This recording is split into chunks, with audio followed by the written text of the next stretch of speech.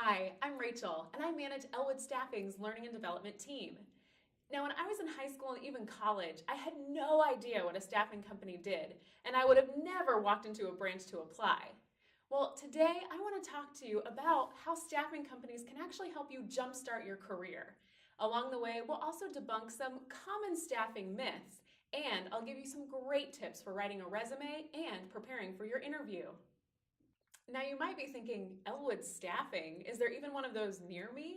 Well, actually, we have over 200 different locations across the country, so chances are there is one close by. In fact, we're the 10th largest U.S. industrial staffing company and the 18th largest overall. So when you come to Elwood Staffing, you know you're in good hands.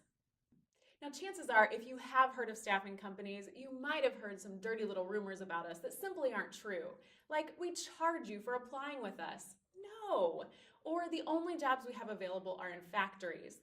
Absolutely not. In fact, many of our clients are super cool, from producing chocolate to helping people get to space.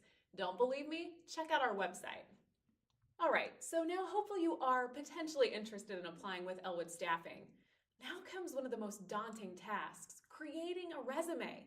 Now, we know a few things about creating resumes. We see thousands of them come across our desk every single day. So here are some tips.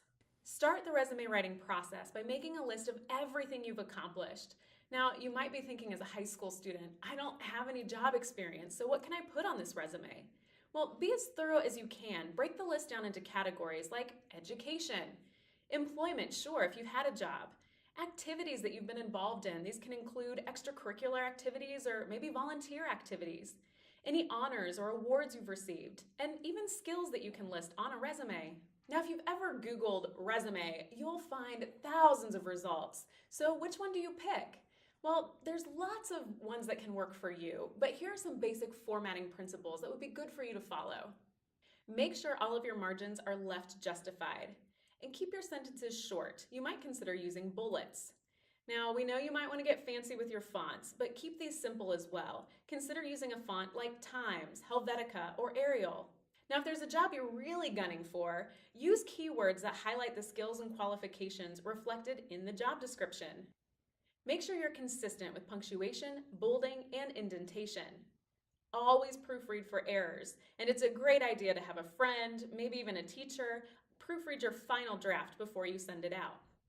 Also, if you're going to include an objective or a cover letter, that's great. The same principles apply, and make sure that you are customizing it for each position you apply for. For example, you wouldn't want to say, I'm looking for a career in the healthcare field when you're sending that resume off to, say, a retail store. Now, one of the biggest mistakes we see high school students making on a resume is listing an unprofessional email address, like those shown on the screen. Now, if you're wondering, well, what do I do? It's simple. Create a professional email address using your first dot last name. And hey, if that's taken, there's nothing wrong with adding some numbers at the end, like your birth date or maybe just your favorite number. Now, I know you're going to want to fill up your resume, but there's a couple things you don't have to put on there. For example, you might have heard that you have to list your GPA. Well, that's simply not true. If your GPA isn't above a 3.0 on a 4.0 scale, don't list it. If an employer needs to know, they'll ask you. Then's the time to be honest. All right, now you've got that perfect resume out there. Be ready. Employers might start calling you to ask you a few additional questions or even have you come in for an interview. Don't be afraid of the phone. Also, make sure that you set up a professional voicemail greeting, including your name. You want people to be able to reach you even if you're not available, and you can't depend on them calling back. Woohoo! You've got an interview scheduled. Now what? Well, you're going to want to Google or check out the company's website to learn a little bit more about them and or their industry. You don't want to walk in blind.